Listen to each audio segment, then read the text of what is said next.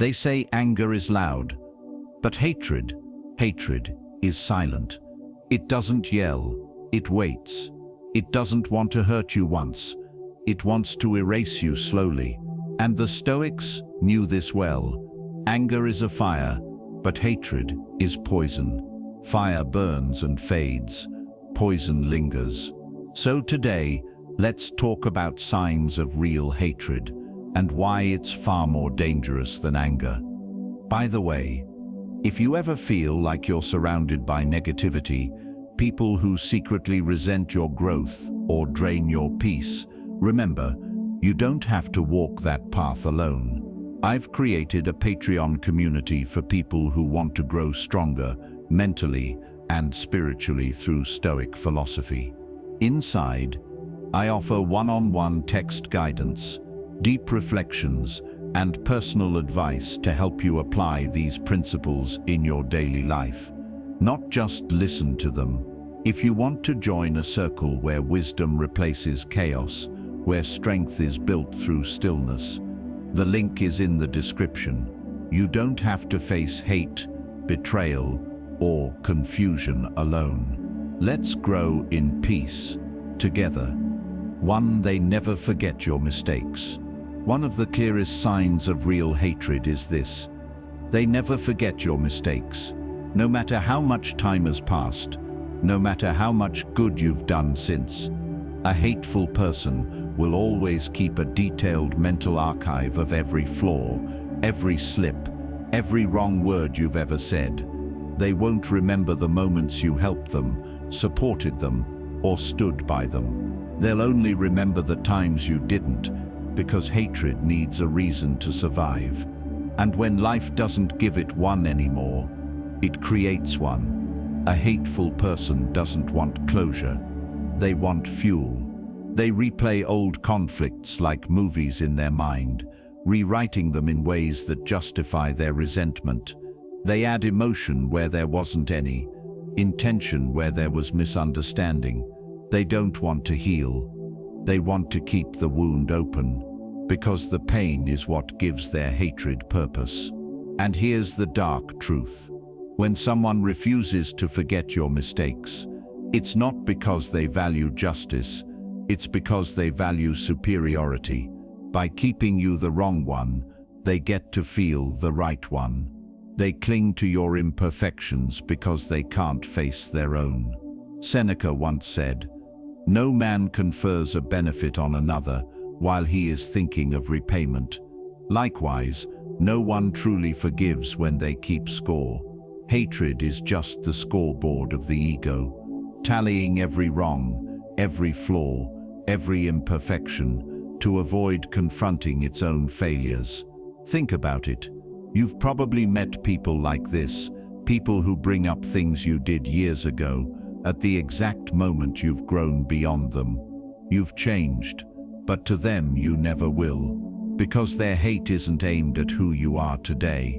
It's chained to the version of you that hurt them, disappointed them, or simply threatened their pride. Hatred thrives on time.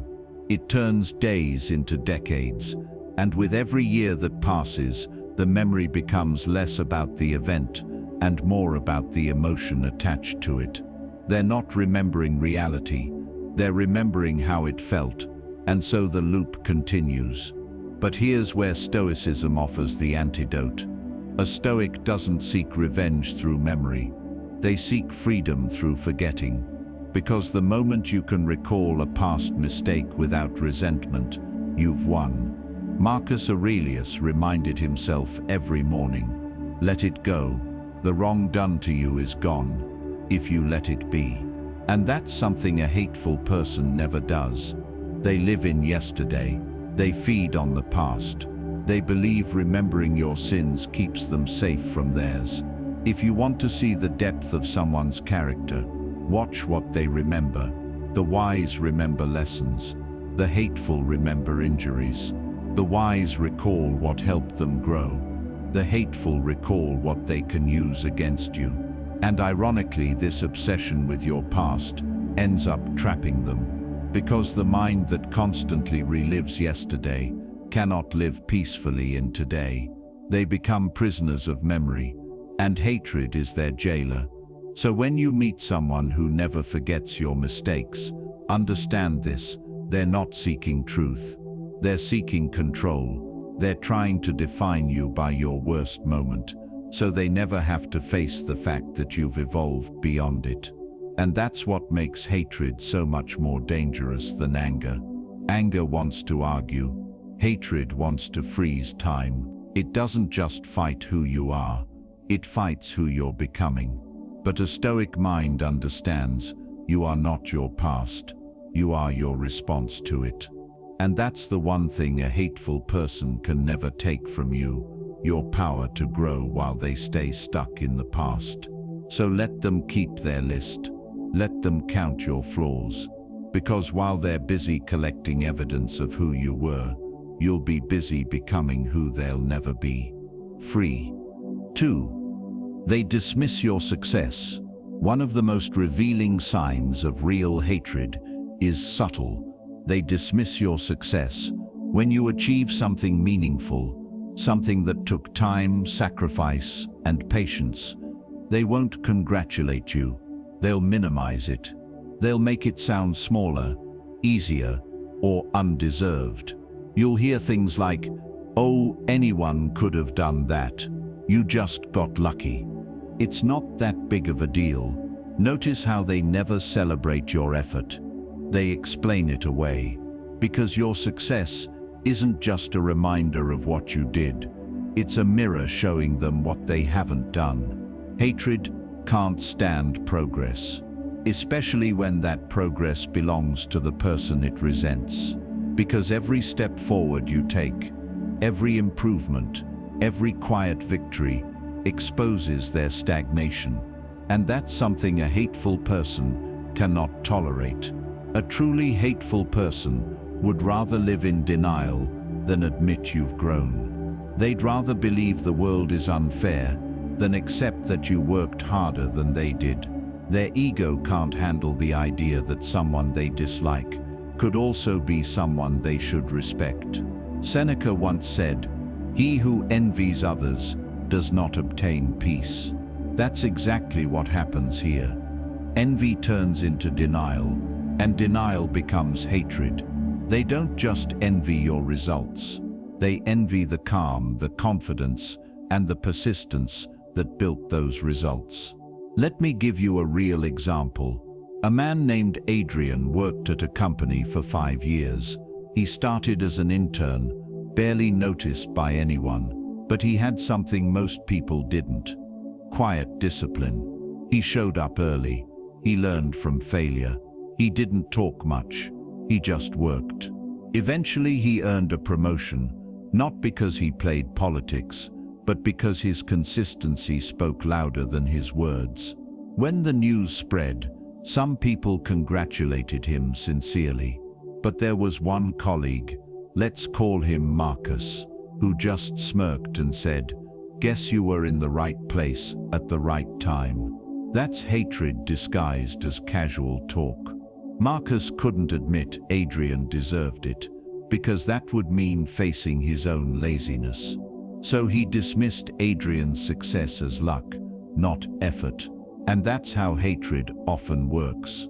Quietly, behind compliments and sarcasm. They won't attack you directly. They'll attack the validity of what you've achieved. If you start a business, they'll say, "Everyone's doing that these days." If you get in shape, they'll say, "You must have good genetics."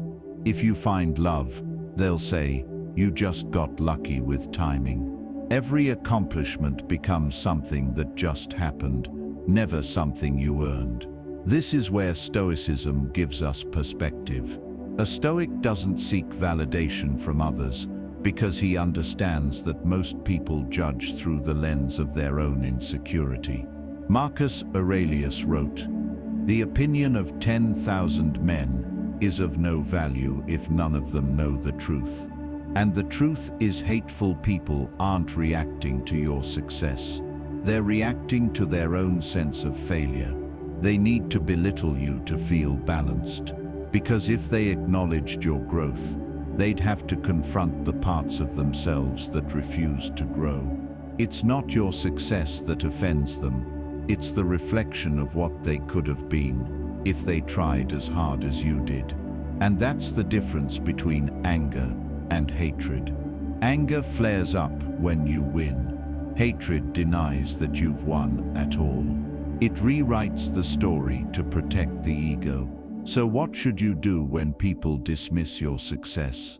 You stay quiet, you stay humble, you keep moving, because you don't owe anyone your struggle story. You don't need to prove how hard it was. You don't need to justify what you've built to people who wouldn't have believed in you anyway. Stoicism teaches us to remain indifferent to praise or criticism. Both are outside our control. Your success doesn't need their validation to be real. It's already real because you lived through the process that created it. So let them downplay it. Let them shrug. Let them pretend it doesn't matter. Because deep down they know it does. They wouldn't try to dismiss it if it didn't bother them. A hateful person's denial is proof that you've grown beyond their understanding. They can't celebrate you because your light reminds them of their shadows. So when they say, "You just got lucky," smile quietly. Because luck might open the door, but only discipline keeps it open, and a hateful person will never understand that truth. 3. They gossip behind your back. If anger wants to confront you face to face, hatred prefers to whisper when you're not around. It doesn't strike you directly.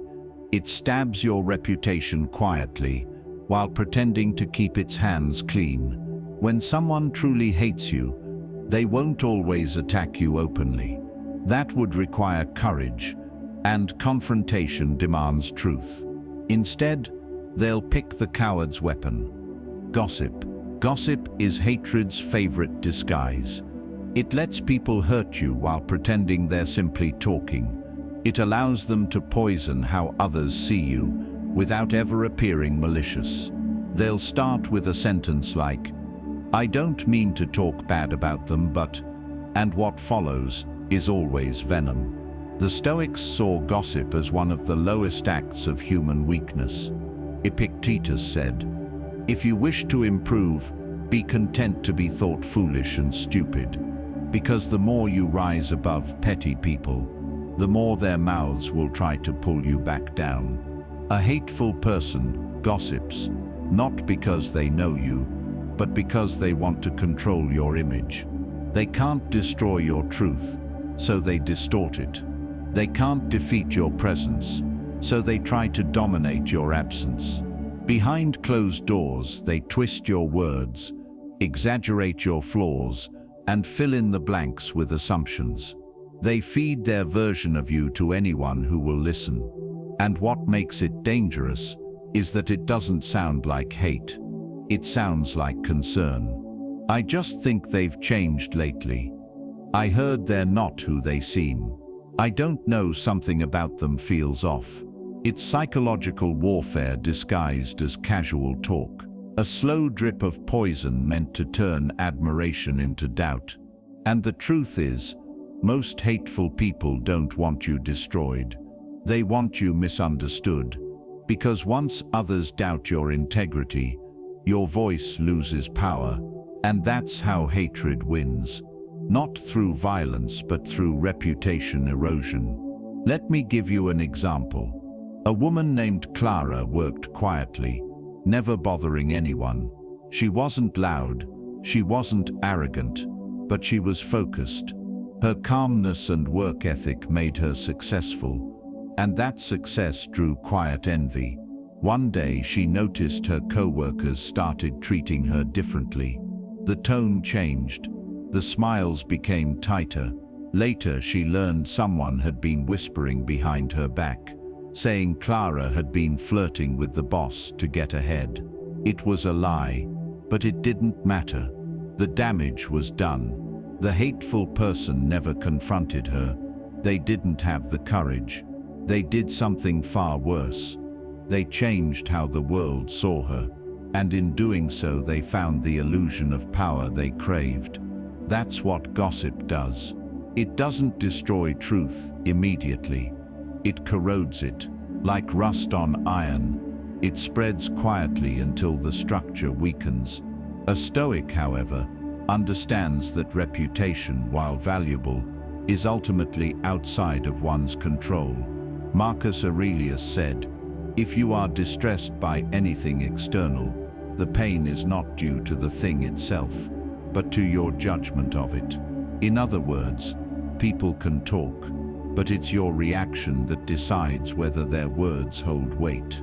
The best revenge for gossip isn't confrontation, it's excellence. Continue to do what they said you couldn't. Continue to walk with integrity, while their words lose meaning, because gossip is only powerful when it finds an audience. The more you rise, the smaller their whispers will sound.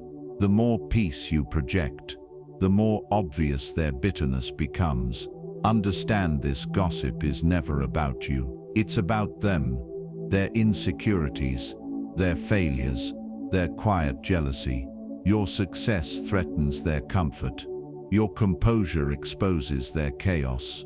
Your light reveals their shadows. So they gossip because they can't compete. They gossip because your silence feels like superiority. They gossip because it's the only way they can feel taller without having to grow. But here's the irony. Every time they talk about you, they give you power. They spread your name. They confirm your presence. They keep your story alive. You've already become the main character in a story they wish they were part of. So don't defend yourself to those who believe gossip. Let their ears be the mirror of their own shallowness. As Epictetus said, when someone is properly grounded in life, they do not need to look outside themselves for approval. Let them talk, because while they whisper in circles, you move in silence, building what they can only discuss. And that's what truly kills hate. When your peace grows louder than their poison. In the end, gossip always reveals more about the speaker than the subject. Hatred may whisper behind your back, but truth walks beside you, calm, unbothered, and unshaken. They secretly celebrate your failures. One of the darkest and most revealing signs of real hatred is this. They secretly celebrate your failures. They don't throw a party. They don't clap, but you'll feel it. That faint smirk, that delayed, "Oh, that's unfortunate," that suspicious calmness when something bad happens to you. Hatred doesn't always roar. Sometimes it watches in silence and enjoys the show. Anger lashes out. It's loud, impulsive, and often gone by tomorrow. But hatred waits. It lurks in the background, feeding on envy and resentment until it finds pleasure in your pain. It doesn't want to destroy you quickly. It wants to see you stumble slowly, just enough for them to feel superior again. That's what makes hatred far more dangerous than anger, because it's disguised. It wears the mask of politeness while secretly wishing for your downfall. Let's imagine a scenario. You've been building a business, or maybe you've been improving yourself. You've been consistent, disciplined, and quietly rising. You start getting attention, compliments, success, and suddenly, one of your friends becomes distant. The one who used to text you daily now takes hours to respond. The one who once cheered you on now watches in silence. Then one day, something goes wrong. A deal fails, a client leaves, or life simply throws you a setback. That same person appears out of nowhere and says something like, "Yeah, I had a feeling that would happen." That phrase, "I had a feeling," sounds harmless, but it's venom wrapped in subtlety. It's not concern, it's satisfaction. They're not warning you, They're celebrating the accuracy of their private wish. They didn't want to see you succeed, because your success exposed their lack of progress. Hatred isn't about you, it's about them. It's born from comparison, the feeling that your light makes their darkness more visible. When you win, it feels like a personal insult to their ego. When you fail, they finally feel peace again. That's why they crave your failure, not because they truly want you to suffer, but because it temporarily silences their own insecurity. Marcus Aurelius once said, "The happiness of your life depends upon the quality of your thoughts." When someone hates you, their thoughts rot with resentment.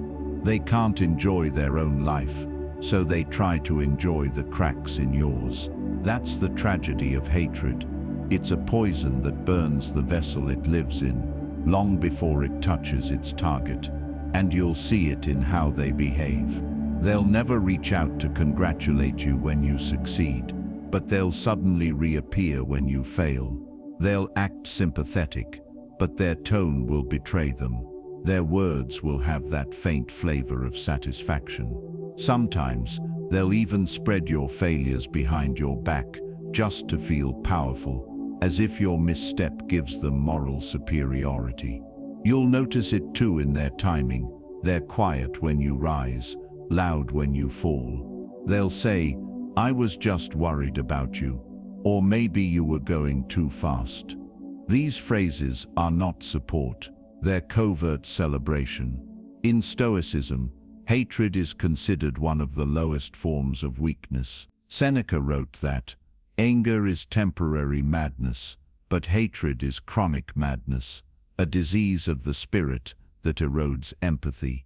When someone secretly celebrates your failures, they reveal their own spiritual decay. They've lost the ability to love truth, growth, and beauty, because all those things remind them of what they lack. The Stoic approach.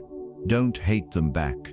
Don't try to prove them wrong or rub your success in their face. That only feeds their sickness. Instead, remain calm. Let your resilience do the talking. Let your peace humiliate their bitterness, because nothing destroys the hateful faster than seeing you rise again, without rage, without revenge, without the need for their approval. Remember, when someone rejoices in your pain, they've already lost something you still have, inner peace. Their hatred consumes them quietly, while your strength multiplies. So, if you ever notice someone smiling when you suffer, or going silent when you win, take note.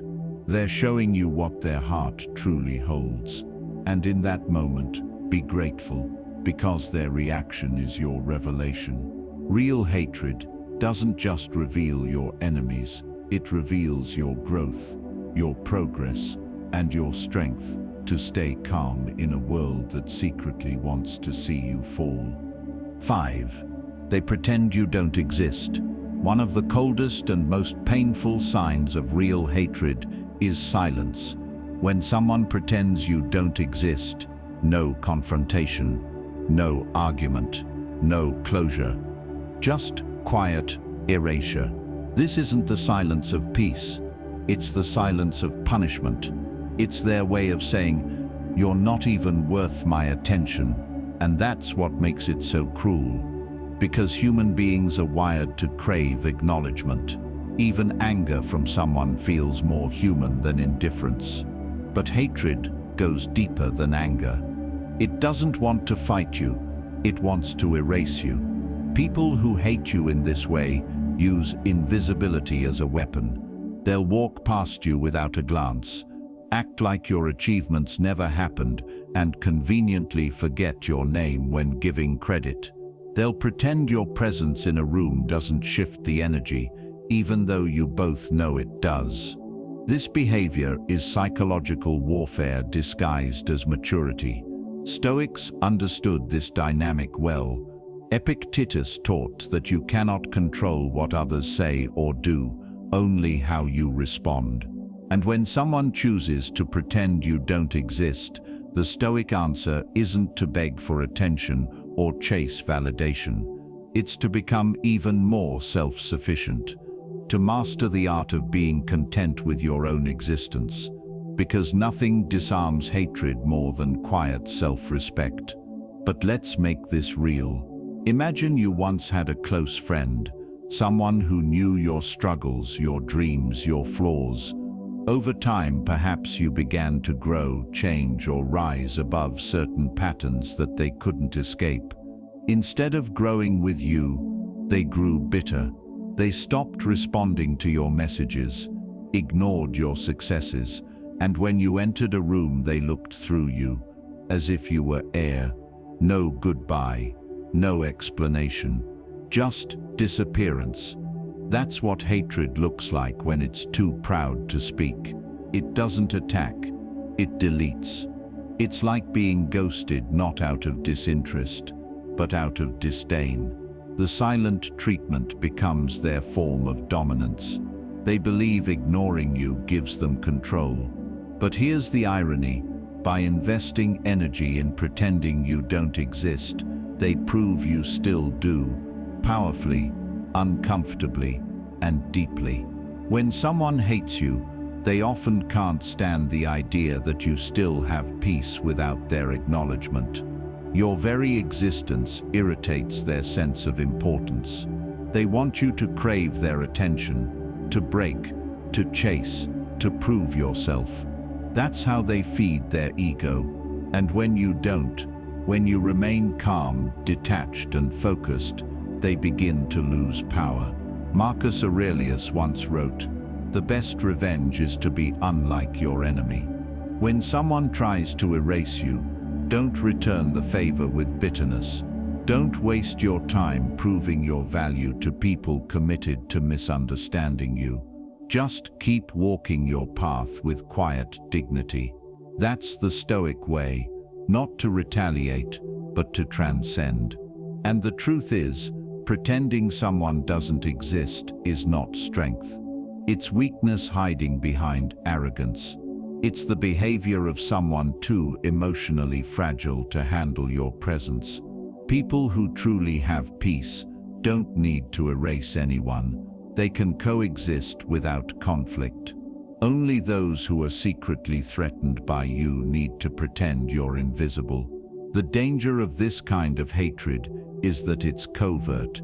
It's not dramatic, not obvious. It seeps into interactions through avoidance, cold politeness, or selective silence. But make no mistake, it's still hatred, just one that wears the mask of emotional control. The Stoic lesson here is simple. When people pretend you don't exist, don't internalize it. Their silence doesn't define your worth, it defines their emptiness. The world has 8 billion people, and one person's refusal to acknowledge you doesn't erase your existence. Their ignorance doesn't make you invisible, it only exposes their blindness. So, hold your composure, continue your path. Let your presence be your statement, because the most powerful response to being erased is to live in such a way that your existence speaks louder than their silence ever could. And remember this, real hatred doesn't always shout. Sometimes it looks away, hoping you'll disappear. But if you stay calm, if you stay grounded, if you stay present, they'll realize the truth. You were never the one who disappeared, they did. E6. They imitate you out of spite. This one might surprise you, but one of the most twisted signs of real hatred isn't rejection or mockery, it's imitation. Yes, when someone begins to copy you not because they admire you, but because they can't stand that it's you who does it first. At first glance, imitation seems like flattery. We've all heard the saying, imitation is the sincerest form of flattery. But that's only true when it comes from admiration. When it comes from hatred, imitation becomes warfare. It's not about appreciating your essence. It's about stealing it. It's their way of saying, if I become like you, maybe I can destroy what makes you special. Hatred often hides beneath envy, and envy doesn't want what you have. It wants to be you, but without your effort, your pain, your discipline, or your soul. That's what makes it dark. So, when someone imitates you out of spite, they don't do it to learn, they do it to compete. They'll start dressing like you, speaking like you, posting like you, even adopting your beliefs or ideas, but with one difference: they'll never credit you. In fact, they'll act as if they invented it. They want your light without acknowledging the source. Let's imagine this in a real situation. You decide to start a YouTube channel about Stoicism, pouring your energy and heart into your message. You research, you write, you evolve. Suddenly, someone you know, maybe even a friend, launches a channel that looks eerily similar. The tone, the titles, even the thumbnail style, all identical, but they never mention you. In fact, they start acting as if you're the one copying them. That's not coincidence. That's hostility disguised as inspiration. They're not trying to honor your influence. They're trying to erase it. Stoic philosophy helps us understand this behavior deeply. Epictetus once said, "When you see someone succeed by cheating or pretending, remember, they have chosen a different path than yours." The hateful imitator chooses the path of illusion. They want to appear as strong, wise, or original as you, but without walking through the struggle that made you who you are. They don't want your journey, they just want your result. And here's where it gets darker. They'll often imitate you just to outdo you. If you speak calmly, they'll speak even calmer, not because it's natural, but because it makes them feel like they've beaten you at your own game. If you start dressing with simplicity, they'll suddenly go minimalist too, not because they understand the philosophy, but because they want to rob you of what makes you distinct. Hatred is competitive. It wants to dominate, not to grow, and imitation becomes a form of psychological attack, a way to blur your identity and make your uniqueness feel replaceable. But here's the Stoic truth. No one can truly imitate essence. They can copy your style, your actions, your aesthetics, but not your soul.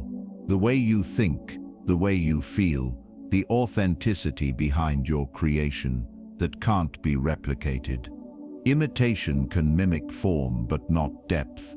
Seneca once wrote, "No man becomes great by imitation." The hateful imitator proves this. The more they copy you, the smaller they become, because every act of imitation confirms what they already know. You are the original, but still, it hurts. It hurts to see your ideas, your essence, or your style taken by someone who secretly despises you. It feels like theft, and that's because, in a way, it is. But the Stoic response isn't to expose them or retaliate, it's to detach, because imitation out of spite is actually a compliment in disguise. It means your existence is strong enough to provoke replication. You've become a mirror to their inadequacy. People who hate you but still imitate you are torn between two conflicting emotions, envy and denial. They envy your light, but they deny their admiration because it bruises their ego. So they take from you quietly, hoping that by copying you, they'll finally silence that internal reminder of their own lack. But they never will, because hatred-driven imitation doesn't bring peace, it brings obsession. So if you ever notice someone copying your voice, your habits, your words, or your way of being, but avoiding eye contact with the truth, understand what's happening.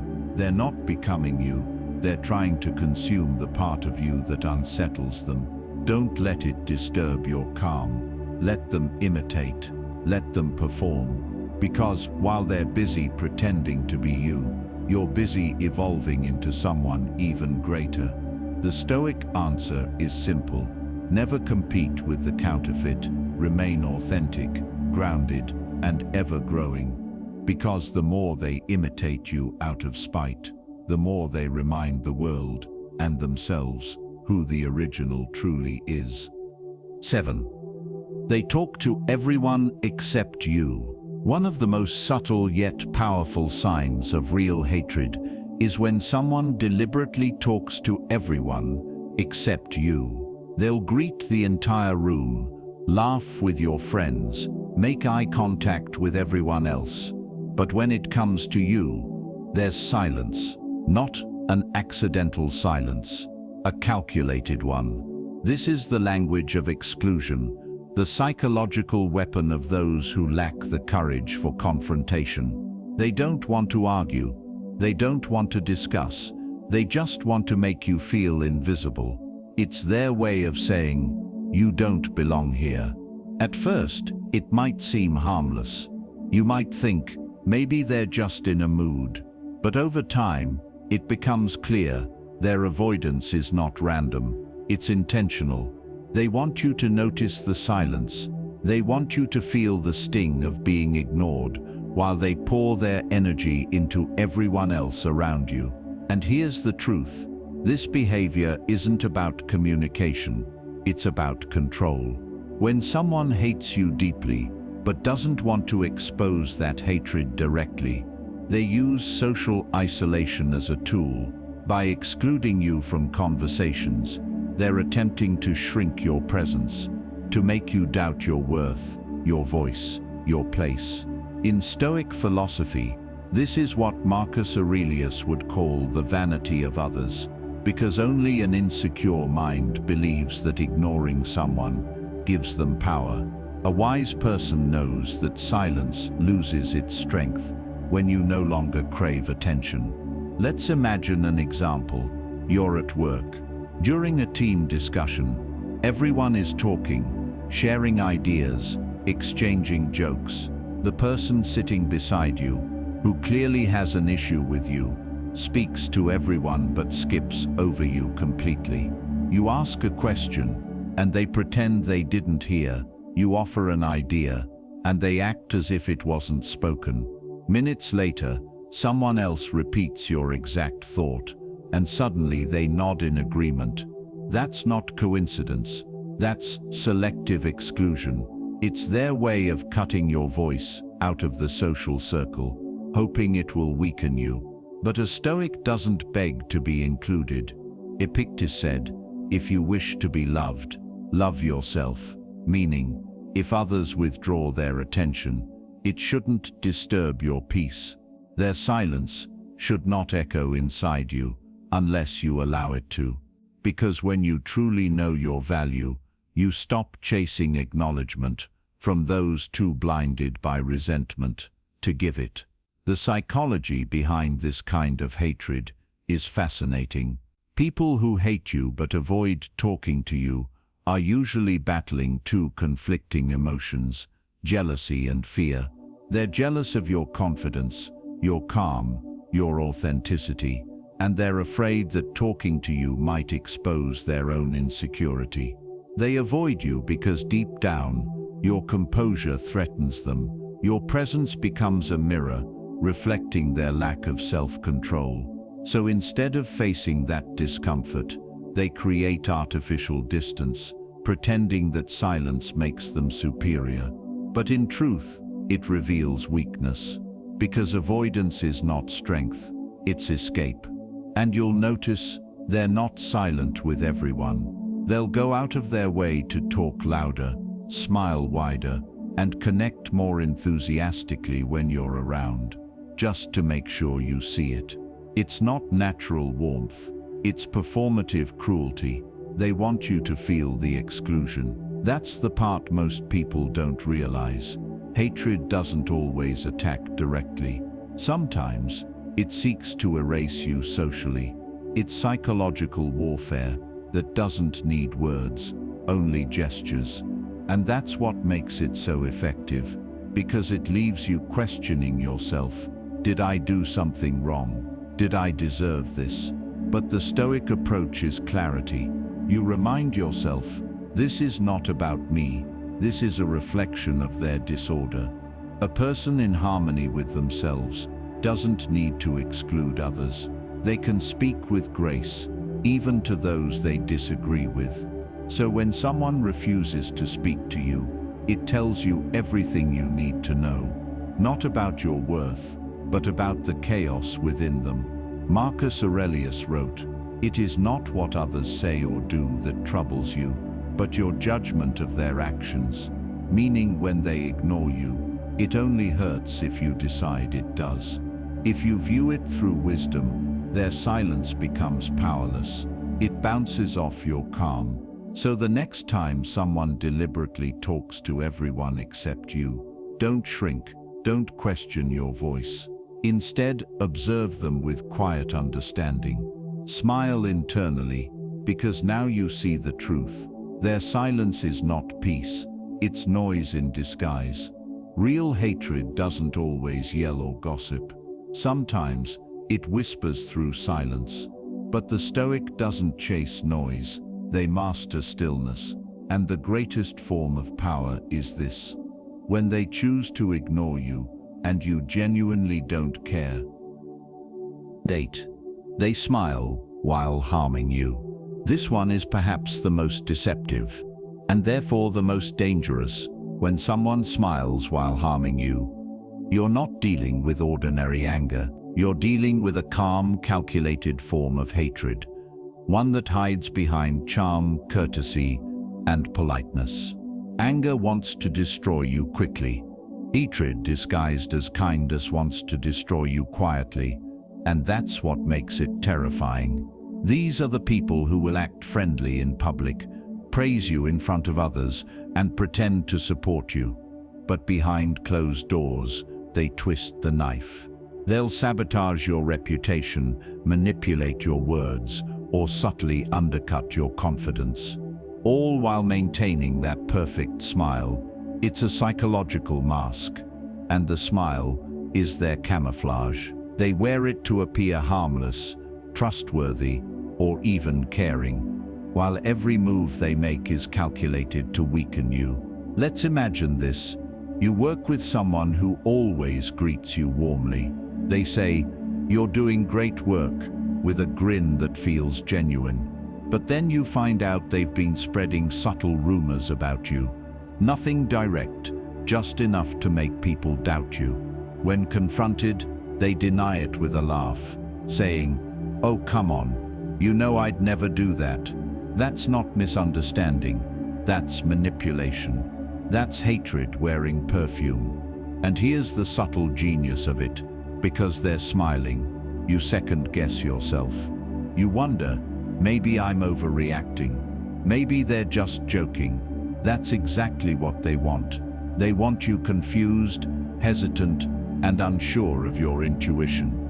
In Stoic philosophy, this kind of behavior would be seen as a corruption of the soul, someone who's lost alignment between their inner thoughts and outer actions.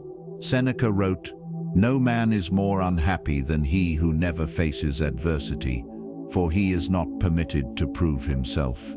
Hatred disguised as kindness is the same. It's cowardice that refuses to show itself honestly. These smiling enemies are not courageous enough to confront you directly. They prefer to play mind games. They harm with kindness, because open hostility would expose their weakness. So, they hide behind the illusion of goodwill, and that makes them twice as dangerous, because the human brain naturally trusts warmth. We're disarmed by friendliness. That's why you must learn to read energy, not words. The Stoics would say, observe behavior over time. A person's character always leaks through patterns.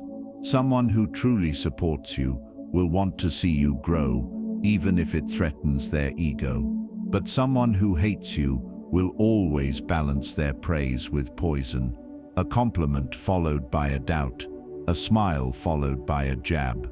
For example, They'll say things like, "You're really improving. I didn't think you had it in you. I love your new project, but don't you think it's a bit ambitious? You've changed a lot, hopefully for the better."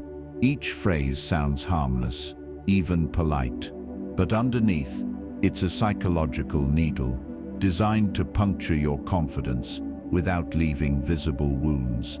This is why Stoicism teaches the importance of emotional discipline, not just in how you act, but in how you perceive.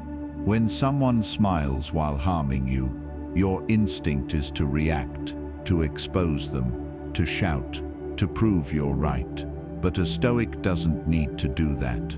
A Stoic simply sees the truth and remains unmoved. Because once you recognize the pattern, once you see the venom beneath the smile, their power dissolves. You stop taking their words personally, and you stop being surprised by their actions. You begin to see that every fake compliment, every sweet remark, every smile, while they twist the knife, is really a confession of weakness. Marcus Aurelius once wrote, "The best way to avenge yourself is not to become like them." So when you encounter these smiling enemies, don't lower yourself to their level. Don't play their game. Don't let bitterness distort your peace. Simply step back, observe, and stay kind, but distant. Because here's the ultimate irony. Their smile is a mask they wear because they can't handle your authenticity, your calmness, your strength, your quiet self-control. It reminds them of everything they lack. Their smile hides their envy. Their politeness conceals their fear. And when you remain grounded, refusing to mirror their deceit, you expose their truth without ever saying a word. So remember this, not every smile is friendly, not every kind word is sincere, and not every ally is on your side. But when you live by Stoic principles, self-control, awareness, and calm detachment, no false smile can fool you for long. Because hatred disguised as kindness always betrays itself in the end. And when it does, your peace will be the loudest silence they'll ever hear. 9. They try to turn others against you. There's one thing more dangerous than being hated. It's being hated silently. When someone truly despises you, they often don't confront you directly. They don't shout, they don't argue, and they don't fight you face to face. Instead, they begin something far more destructive. They work behind the scenes to turn others against you. Hatred is like smoke. It creeps through cracks unseen until it fills the entire room, and the people who harbor it are often too afraid to face you, so they infect others instead. They whisper, twist, and manipulate stories until even those closest to you begin to question who you really are. It's one of the most painful betrayals, because it attacks your reputation, not your body. It's psychological warfare. A person who hates you doesn't want to see you isolated because of what you did. They want to see you isolated because of who you are. They can't stand that others like you, respect you, or trust you, because that reflects what they lack. So they launch a quiet campaign. They start by subtly reshaping how people think about you. You'll hear phrases like, "Don't you think they've changed lately? I mean, I like them, but something feels off. I'm not trying to gossip. I just think you should be careful." These sentences are poison, disguised as concern. They sound harmless, but they're engineered to trigger doubt, to make others look at you differently, to make them hesitate before defending you. Often this kind of manipulation starts small, a single rumor, a private conversation, a seed of distrust. But hatred doesn't stop once it begins. It feeds on momentum. The more people they convince, the more powerful they feel, and when others start joining in, repeating, adding, and exaggerating, it becomes a wildfire. The Stoics understood this long before social media amplified gossip. Marcus Aurelius once said, "If it is not right, do not do it. If it is not true, do not say it." But people driven by hatred don't live by truth. They live by emotional projection. They need to make others feel the same bitterness they carry inside. Here's a real example. Imagine you've been working hard at your job. You show up early, help your team, and finally get recognition, maybe even a promotion. Instead of congratulating you, someone starts saying, "They're just trying to impress the boss," or "they must have connections." They make your success look suspicious, as if your effort was manipulation. And soon your co-workers start keeping their distance, unsure what to believe. You did nothing wrong, but hatred rarely needs a reason. It just needs a target. This kind of social sabotage is designed to destroy your peace. You start overthinking, doubting your worth, wondering what people are saying when you leave the room. That's exactly what your haters want. They want to see you crumble under the weight of isolation. They want you defensive, paranoid, and small. But this is where Stoicism becomes your armor. Epictetus taught that no man is free who is not master of himself. You can't control the rumors, but you can control your reaction. The moment you start defending yourself to everyone, you lose your power. The truth doesn't need panic, it needs patience. When you stay calm, collected, and consistent, the lies eventually collapse under their own weight. People will begin to notice patterns. They'll realize the person spreading the rumors always seems to have a new target. They'll see that drama follows them everywhere, and slowly, their credibility rots. Hatred may win a few short battles, but it always loses the war, because lies demand constant maintenance, while truth stands effortlessly. You might be tempted to expose them, to gather proof, and make them look bad. But a Stoic response isn't revenge, it's restraint. Marcus Aurelius wrote, "The best revenge is not to be like your enemy. When they lie, you tell the truth. When they gossip, you stay silent. When they plot in shadows, you walk in light." That's how you win, not by shouting, but by outlasting. And here's the irony. People who try to turn others against you end up turning everyone against themselves, because once they're done with you, they'll need a new target. It's an endless cycle. They destroy relationships, trust, and their own integrity. Hatred consumes them from within, long before it touches you. So when you notice someone quietly twisting your image, don't panic, don't chase rumors, just observe. Keep living with honesty, kindness, and composure. Over time, people will see who's real and who's rotten. Hatred thrives in reaction. It dies in silence. That's why your calm is their greatest frustration. When they see you unbothered, still growing, still smiling, still respected, their entire effort collapses. Because the truth has something hatred never will: endurance. So when others try to turn the world against you, remember, they can manipulate words, but not your essence. Stay rooted in integrity. Let your life speak louder than their lies, and eventually, the truth will do what hatred never can.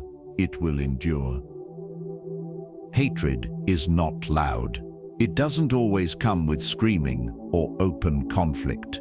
Sometimes it wears a smile, sometimes it acts polite, and sometimes it hides behind people who pretend to care. But real hatred, the quiet kind, is far more dangerous than anger, because anger ends when it's expressed. Hatred lingers. It plans, it studies your every move, waiting for the moment to strike where it hurts most. Your peace, your reputation, your sense of self. The Stoics believed that hatred is not a reflection of you, but of the person who feels it. Epictetus once said, "When someone does wrong, remember, they act according to what they believe is right." Hatred is the same. It's a symptom of confusion, envy, and pain disguised as superiority. People hate what reminds them of their own unhealed parts. Your calmness irritates the restless. Your confidence exposes the insecure. Your light offends those still lost in darkness. But here's the thing, hatred cannot survive without your reaction. The moment you fight it, feed it, or try to make sense of it, you give it power. The Stoic path is not to match the darkness, but to outshine it through discipline and peace. That's the essence of Stoic strength, emotional control in the face of cruelty. You don't need to correct every rumor, confront every liar, or expose every betrayal. Let time do its quiet work. The truth doesn't need your defense, it needs your patience. Your enemies will reveal themselves through their own words, and when they do, your silence will be the loudest response. If you want to live a Stoic life, remember this: your calm is your fortress. Every hateful act loses power the moment you refuse to react. Your peace is not naivety, it's mastery. It's knowing that not every battle deserves your sword. Some are best won through stillness. And if you ever find yourself surrounded by hate, stay kind, but stay sharp. Don't let bitterness turn you into what you despise. Protect your peace as a warrior protects his armor. Because once you let hatred shape you, it wins. Marcus Aurelius said, "The best way to avenge yourself is to not be like the wrongdoer." So don't let hate rewrite your character. Keep walking your path, keep speaking your truth, and keep your heart clean. That's how you rise above, not by proving anyone wrong, but by refusing to become them. And before we end, if you ever feel like you're surrounded by negativity or struggling to stay centered through it all, I've built a Patreon community where I personally guide people one-on-one through Stoic practices, text-based mentorship, and private teachings on emotional mastery and peace. It's a small circle for those who want to grow quietly and build inner strength that no hatred can touch. You can join through the link in the description or pinned comment and start your own path to calm Stoic resilience. Because in a world full of noise, hate, and chaos, peace is rebellion, and mastering yourself is victory.